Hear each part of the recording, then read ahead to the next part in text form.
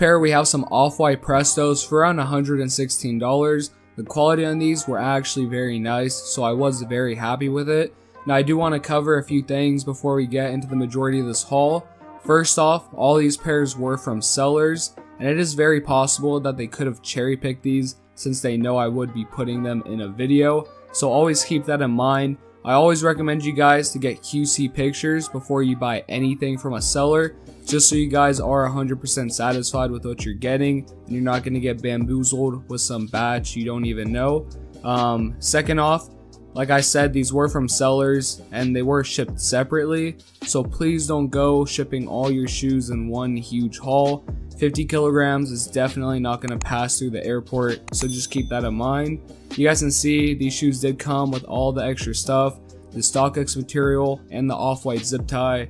You can see air in quotation marks right there. The swoosh right here on that leather part is very nice. The older replica batches never got that right.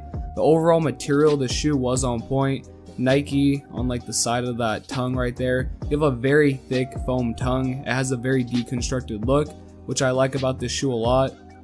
The text on the cage seemed a little bit off to me, but as always, let me know down below in the comments if you guys see any flaws whatsoever with any of these pairs.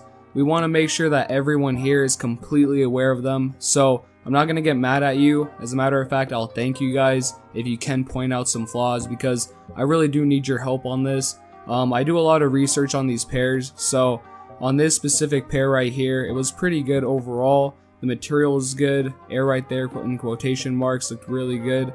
I do want to mention that orange tab was nice and thick. It wasn't paper thin like on a lot of pairs, and they did use the correct stitching on multiple areas of the shoe. You do have that Nike swoosh right there on the cage that I'm showing off right there, and like I said, they used some red stitching on the tongue right there. You do have the 10 with the off-white symbol written on the insole of the shoe, which is supposed to be there, and then the back of the shoe looks perfectly fine. Overall, just a very solid shoe. Right here, they use red stitching. The older batches use black stitching, so it's nice to see they're paying attention to detail here. The Velcro was very nice on this shoe, so overall, just a very solid shoe. It seemed like it was from a reliable seller, but let's move on to the